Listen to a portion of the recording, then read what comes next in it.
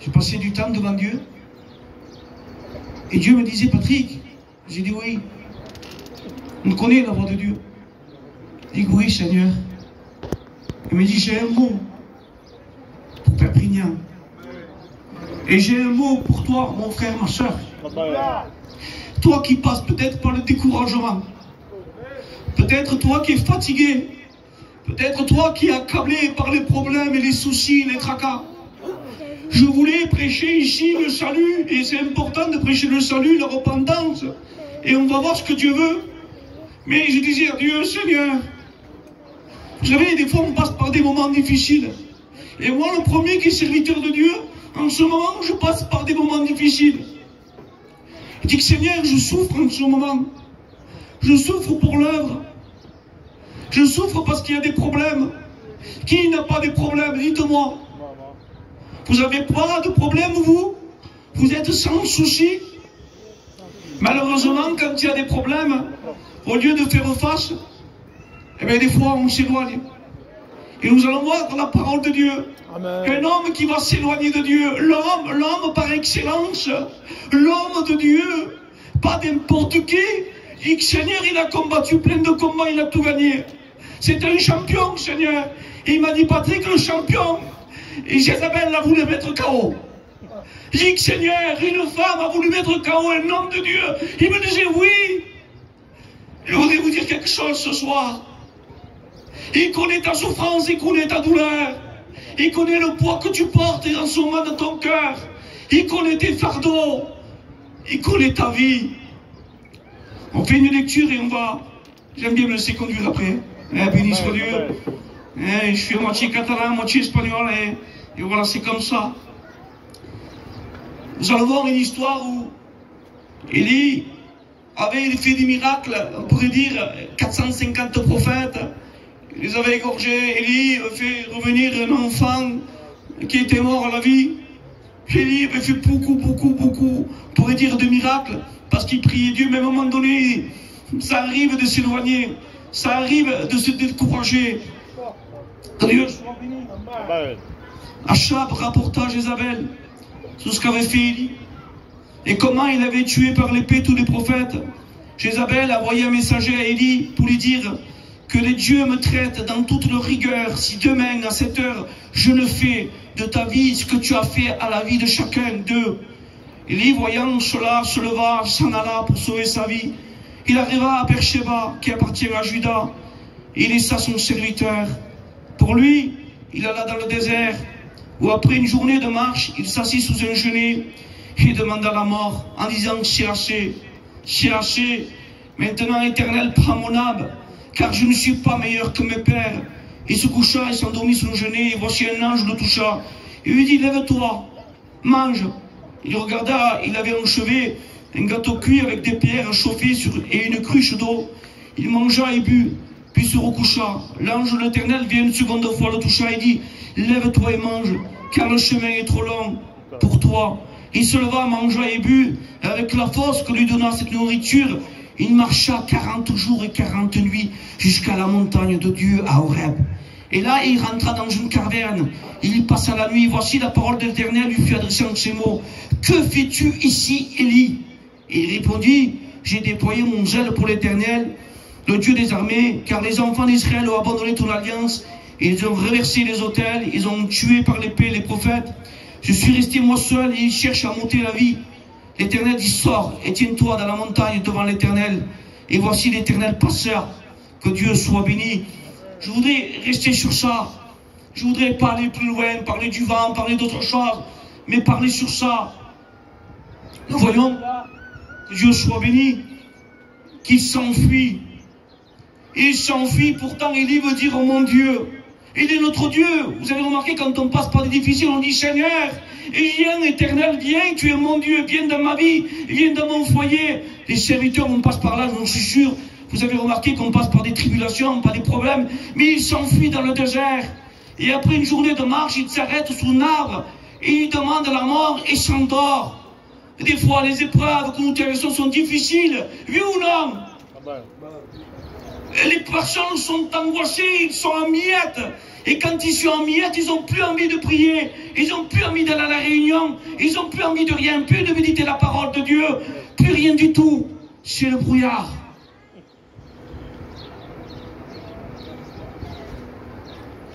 Il y a des personnes, frères et sœurs, je me laisse conduire. Hein. Amen. J'aime bien quand c'est le Saint-Esprit. Alléluia. Il y a des personnes, pour oublier leur angoisse, ils prennent des cachets, ils veulent dormir. Ils ne veulent plus sortir dehors. Parce qu'en vérité, ils se sentent mal dehors. Ils veulent se renfermer sur eux-mêmes. Je voudrais te dire, ne t'enferme pas sur toi-même. Ne reste pas dans ta maison, mais reste auprès de la maison de l'Éternel. Et reste au pied de Jésus. Et dis, Seigneur, parle-moi. Seigneur, s'il te plaît, relève-moi. Le Seigneur veut te relever ce soir. Tu es découragé. Et Dieu veut te relever.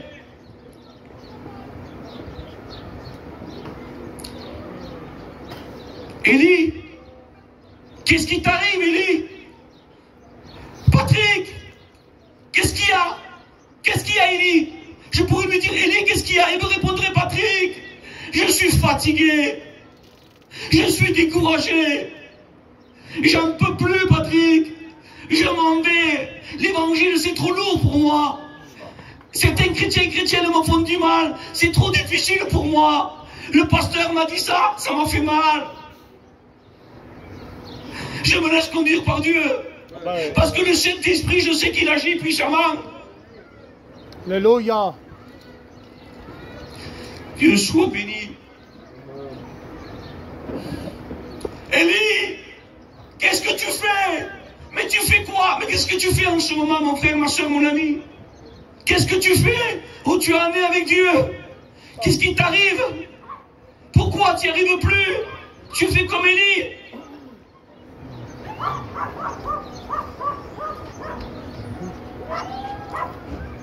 Vous savez, j'ai un texte qui dit l'ange de Dieu campe autour de ce qui le craignent. Amen. Je voudrais dire qu'il y a l'ange de l'Éternel.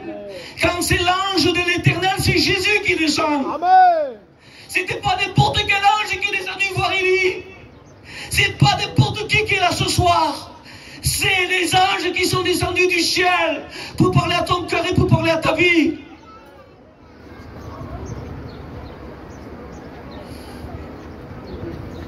La Bible dit ceci, l'ange de l'Éternel, de tout ce qui le craignent, j'ai marqué, il les arrache du danger. Une autre version, il dit, il les délivre. Dieu ne veut pas simplement faire quelque chose, une amélioration, il veut te délivrer ce soir. Tu as un péché, tu as le péché qui est en train de te courber, qui est en train de te fatiguer. Tu n'y arrives plus. Patrick, j'ai essayé d'être un chrétien. J'ai essayé d'être une chrétienne, mais j'y arrive pas. J'ai essayé d'arrêter la cigarette, j'ai essayé d'arrêter la drogue, j'ai essayé d'arrêter l'alcool, mais j'y arrive pas. J'ai essayé, c'est une addiction. Je voudrais vous dire quelque chose, et aujourd'hui on est addiction au portable. On est addict du portable. Tu dis, je suis pas un drogué si. Tu es un drogué du portable. Tu es un boulatou. Tu es quelqu'un qui boit. Tu bois quoi? Internet, Le Bon Coin, Facebook, TikTok, Instagram. Tu en peux plus. Quand les petits ça va pas, qui pleurent un peu, le portable. Et le péché rentre dans ta maison. Le péché domine sur toi. Mais en vérité, normalement le péché ne doit pas dominer sur toi. Tu dois dominer sur lui parce que tu as le Christ. Amen. Je crie trop, non? Je me sens porté par Jésus. Amen. Quand je suis chez moi à Agde, je prêche doucement. Je marche calmement. Une fois que j'ai dit, c'est pas possible, ils m'ont donné un cachet. C'est pas possible, ils m'ont donné un cachet.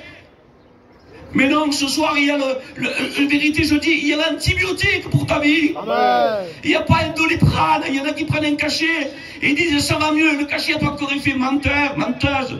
Tu crois au cachet, tu as fait confiance au cachet et tu ne fais pas confiance à l'antibiotique, le sang de Jésus. Amen. Le sang de l'agneau qui purifie de tout péché. Je me laisse conduire par Dieu. Vous savez, un jour, il y a un enfant qui va souffrir, il était dans la douleur. Que Dieu soit béni. Je me laisse conduire par Dieu. On écrit plein de choses. Mais le meilleur conducteur, c'est le Saint-Esprit. C'est lui qui doit agir dans nos vies. Que Dieu soit béni. Dans 1 Chronique 4:9, il écrit ceci.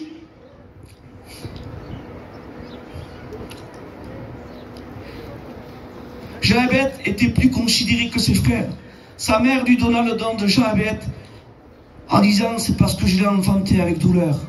Jochebed invoqua le Dieu d'Israël en disant, si tu me bénis et tu étendes mes limites, si ta main est avec moi, si tu me préserves du malheur, en sorte que je ne suis pas dans la souffrance, et Dieu accorda ce qu'il avait demandé. Ce soir, je ne sais pas ce que tu as demandé.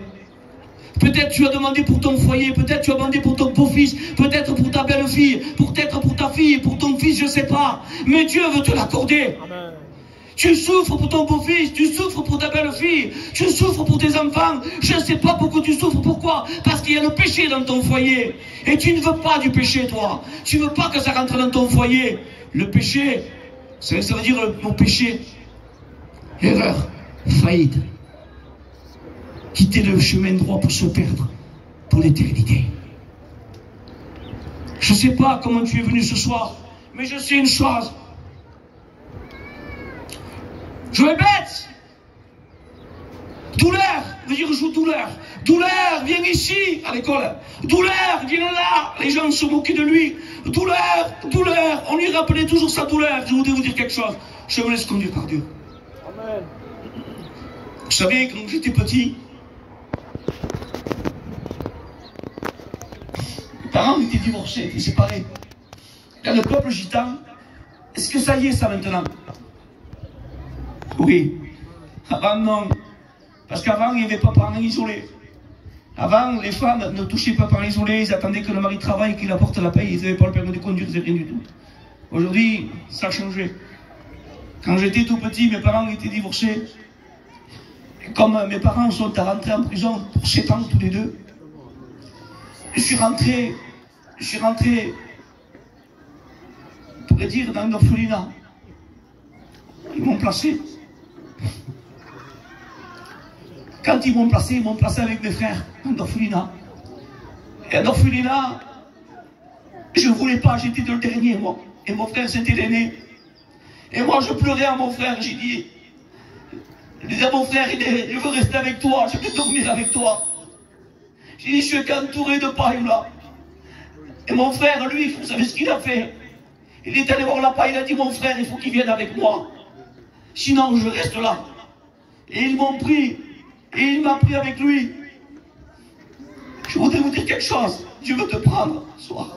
Il veut t'enlever cette douleur. Vous savez, un jour, je me laisse guider.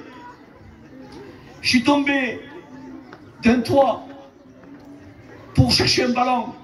Parce qu'un garçon derrière moi m'a poussé, il m'a jeté. Et quand il m'a jeté, quand j'ai pris le ballon, je suis tombé en bas. Et je ne me souvenais plus de rien. Et l'oreille, le tympan était percé. C'est pour ça, des fois, que je prêche fort. Il était perché. Et là, je me suis retrouvé à l'hôpital. Et à l'hôpital, frères et sœurs et amis, je me suis retrouvé à l'hôpital. Mon père et ma mère sont arrivés. Ma mère était à Bordeaux. Ils étaient sortis de prison. Et ma grand-mère me gardait à cette époque-là. Et j'avais plus de parents. Mais ma mère est descendue. Parce que j'étais, c'est pour dire, la souffrance de mon père. Mon père voulait me garder pour que ma mère retourne avec moi, avec lui. Mais ma mère ne voulait plus retourner avec lui. Parce que, vous savez, ma mère souffrait.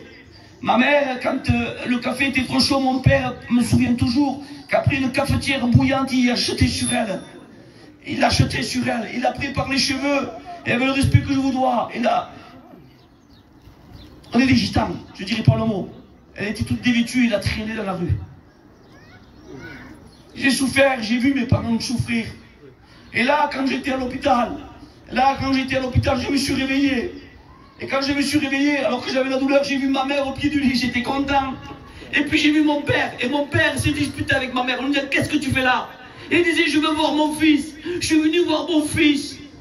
Et là, ils se sont disputés. Et les deux sont partis.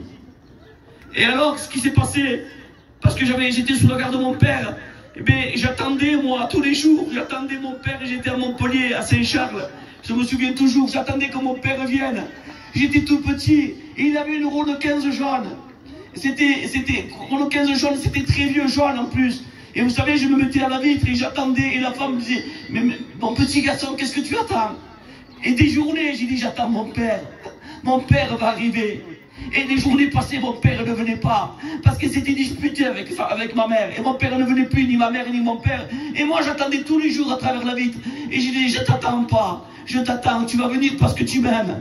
Tu vas venir parce que tu m'aimes. Tu vas venir parce que tu m'aimes. Mais mon père ne venait pas. Mais il y a quelqu'un du ciel qui est venu. Et il a parlé à mon cœur. Il m'a dit, mon petit, ne t'inquiète pas. Je suis avec toi. Amen. Même si je ne connaissais pas la voix de Dieu, Dieu est descendu parler à mon cœur. Pourquoi je dis ça? Parce qu'on peut souffrir. Des parents souffrent, des enfants souffrent. Voilà ce que fait le péché. Le péché te fait souffrir. Je voudrais vous dire quelque chose ce soir. Tu n'y arrives pas. Un jour, l'apôtre Saint-Pierre était dans une barque.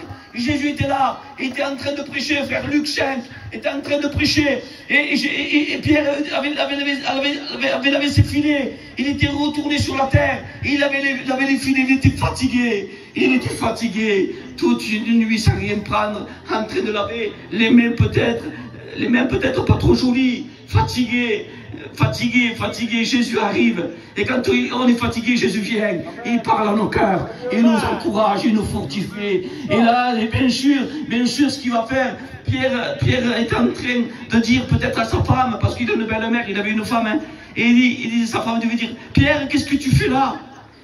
Pierre, qu'est-ce que tu as apporté? Mais rien du tout. Dieu m'a pas béni, j'ai rien du tout, j'ai essayé toute la nuit et j'ai rien pris, toute la nuit, mais j'ai rien pris. Combien de fois tu as essayé et tu n'es pas arrivé à recevoir les bénédictions de Dieu, tu n'es pas arrivé à te sortir de ton alcool, combien de temps tu as essayé de te sortir de ta drogue et tu n'y arrives pas. Laisse faire le maître. Amen. Laisse-le rentrer dans ta barque. Laisse-le rentrer dans ta barque. Il a tout pouvoir. Il peut tout. Il a changé ma vie. Je vous dis en vérité, j'étais un sorteur et un bringard. J'étais quelqu'un qui aimait la vie. Mais Jésus a fait de moi un serviteur de Dieu. Si ma mère serait là, quelle fierté pour ma mère. Elle prenait sa Bible, ma mère, je m'en souviens, la pauvre. Et quand elle lisait la Bible, je dis, maman, tu es pas normal, tu es folle. Les alléluia, c'est des fous.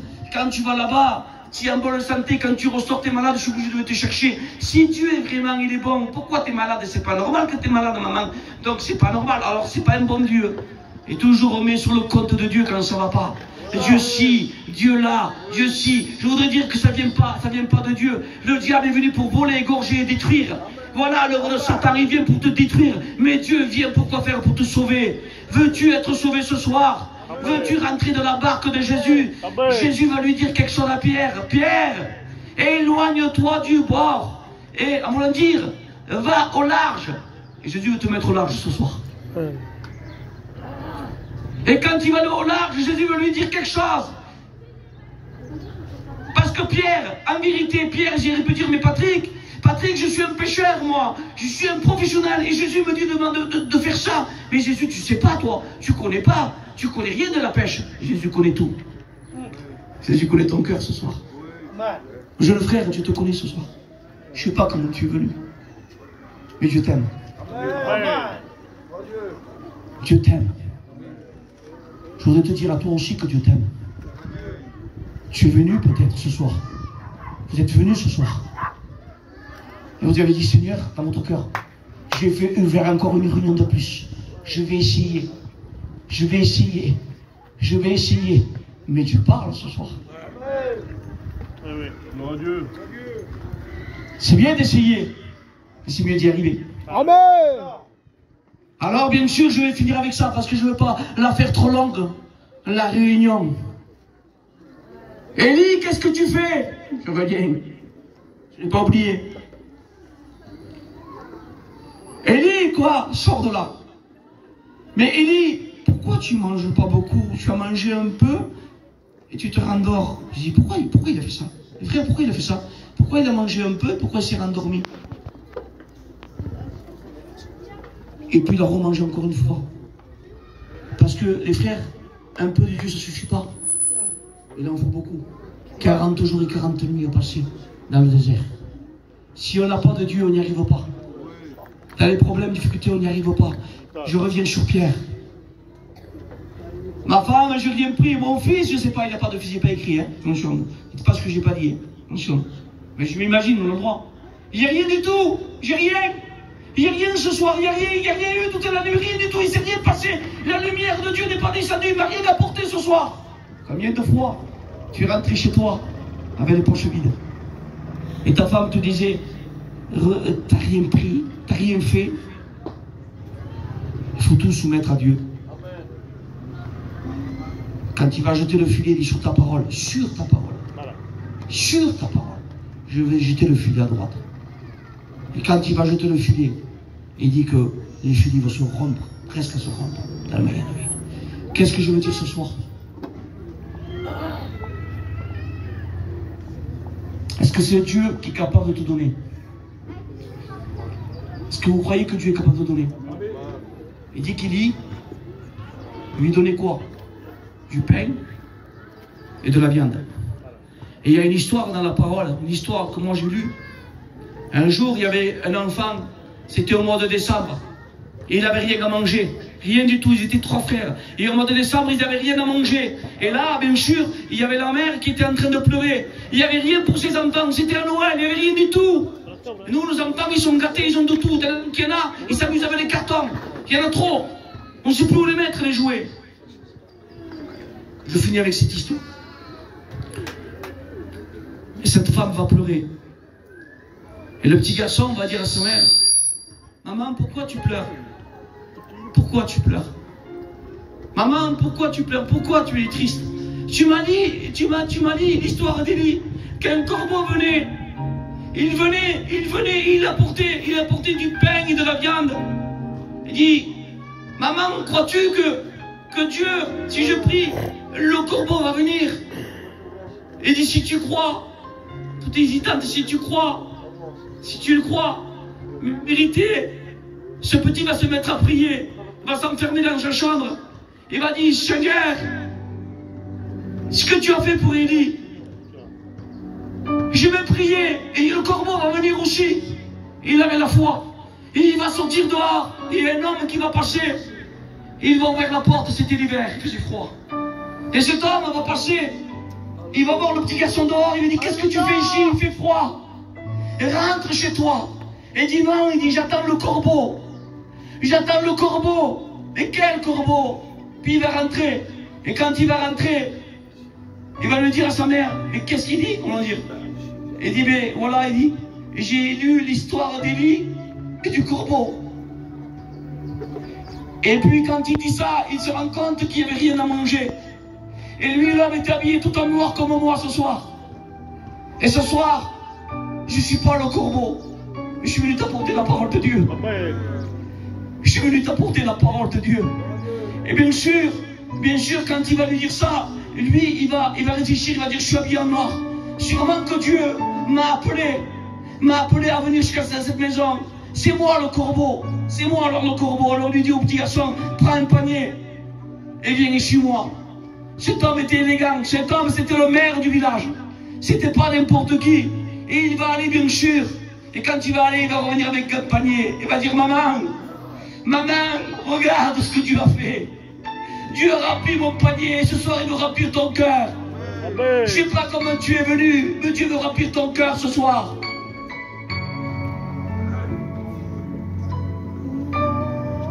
Est-ce que tu crois que Dieu peut remplir ton cœur ce soir? Tu crois que Jésus peut remplir ton cœur ce soir? Tu crois que Dieu peut te bénir ce soir? Mais tu le fais ce soir. Je ne sais pas ce que tu as posé comme question avant de venir à la réunion. Mais Dieu, ce soir, il te parle à toi. Et il te dit qu'il t'aime.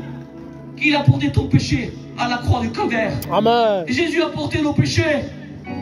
Mon frère, toi qui es dans la voiture, Jésus t'aime. On t'estime, hein? Dieu t'aime. Tu es passé dans la voiture et tu as dit, Seigneur, parle-moi. Je voulais te dire que Jésus t'aime.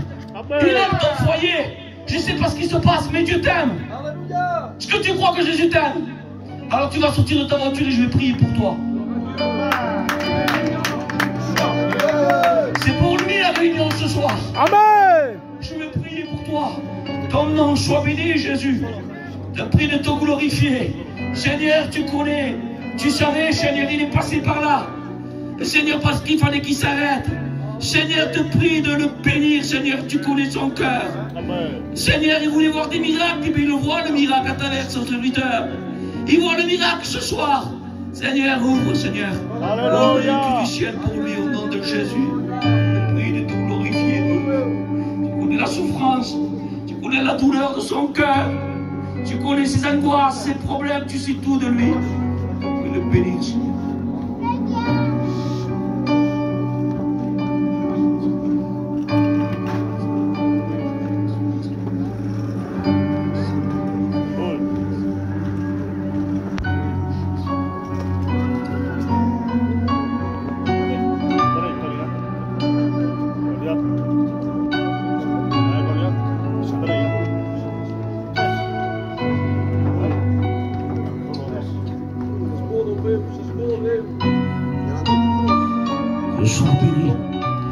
Je voudrais venir. Vous savez, je sais que Dieu ne se trompe jamais. Amen. Vous savez, nous ici, on n'est pas des divinateurs. On ne devine pas, on n'a pas de boule de cristal. Hein. Nous, les pasteurs, on n'a pas de boule de cristal. Hein. Si je fais ça, je m'en vais. C'est l'œuvre de Satan, ça. Et par contre, l'œuvre du Saint-Esprit. Je t'aime, mon frère. Je ne sais pas ce que tu lui as demandé. Mais je t'aime. Changer ta vie. Il y a des cadeaux du ciel. Je crois que Dieu t'aime. On te donne des cadeaux, Seigneur.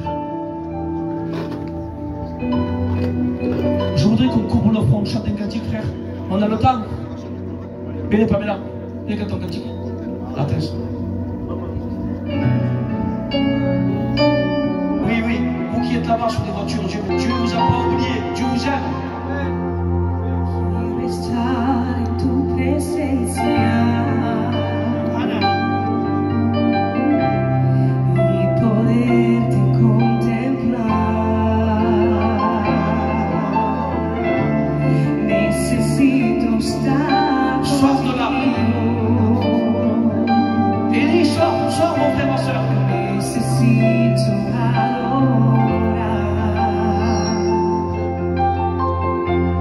Dame de